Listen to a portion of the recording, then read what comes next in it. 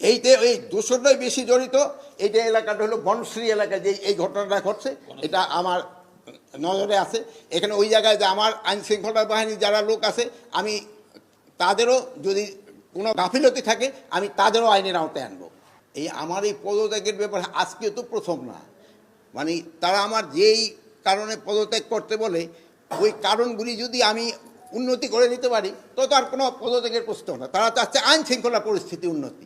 আমি আইন শৃঙ্খলা পরিস্থিতি যেন উন্নতি হয় আমি এই ব্যবস্থা করতেছি, এবং এই আইন শৃঙ্খলা পরিস্থিতি আগের থেকে অনেক উন্নতি হয়েছে এবং এটা আরও উন্নতি হতে থাকবে। পুরো দেশ জুড়ে শিবিরের হেলমেট বাহিনী ডাকাতি ছিনতাই করে বেড়াচ্ছে, আর স্বরাষ্ট্র উপদেষ্টা হুমকি দিচ্ছে আওয়ামী লীগের পলাতক নেতাকর্মীদের। যারা ভয়ে পালিয়ে বেড়াচ্ছে তারা করে ডাকাতি, এটা কি সুস্থ মানুষের কথা? স্বরাষ্ট্র উপদেষ্টা যে গভীর রাতে জামাত শিবিরের বাংলা মদ খাইয়া মাতাল হয়ে গিয়েছিলেন তা একটা রাস্তার কুকুরও বুঝতে পারছে। আওয়ামী লীগ তো এখন নিজের বাড়িতেই থাকতে পারে না, বিশ্ববিদ্যালয়ে পরীক্ষা দিতে গেলে ধরা খায়। সেই আওয়ামী লীগের নেতাকর্মীরা ডাকাতি করছে এমন কথা স্বরাষ্ট্র উপদেষ্টার মতো গাঁজাখোর বিশ্বাস করতে পারে? দেশের জনগণ বিশ্বাস করে না।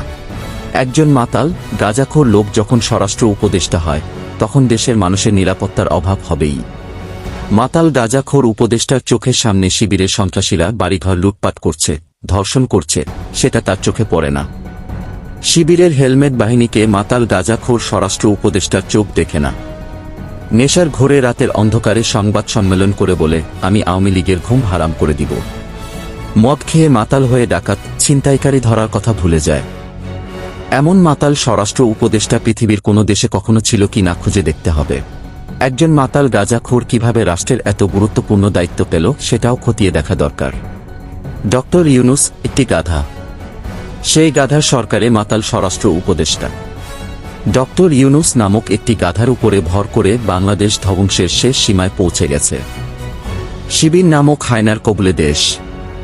ধর্ষণ আর খুন এই নিয়ে ডক্টর ইউনূসের সংস্কার।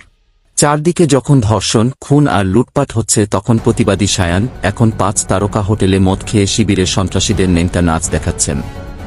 প্রিন্স মাহমুদরাও এখন ধর্ষক হয়ে উঠেছেন। নিত্যনতুন সমন্বয়ক নারীদের নিয়ে ফুর্তি করছেন। অভিনেত্রী বাঁধন, সাদিয়া আয়মান, আরোহী মিমেরা এখন উলঙ্গ হয়ে উপদেষ্টাদের মন জয় করছেন। ধর্ষণের ভিডিও দেখে পৈশাচিক আনন্দ ভোগ করছেন প্রিন্স মাহমুদ, বাঁধন আর সায়ানের মতো হিংস্র জানোয়ারের দল।